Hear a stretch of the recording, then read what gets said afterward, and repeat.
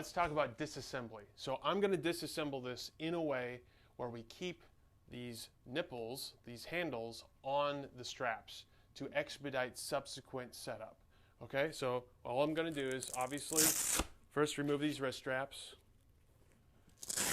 and remove the barbell pad.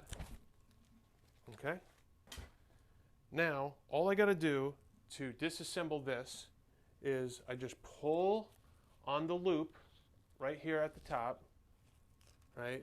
And then I just have to feed this nipple and the floor flange through the loop. Okay, and that's all there is to it. Okay, now I can keep this intact and just hang it up for later use. All right, we'll do the same thing here.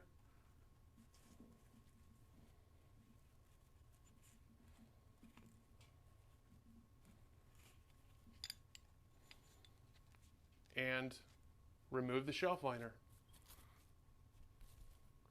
All right, easy setup, easy disassembly.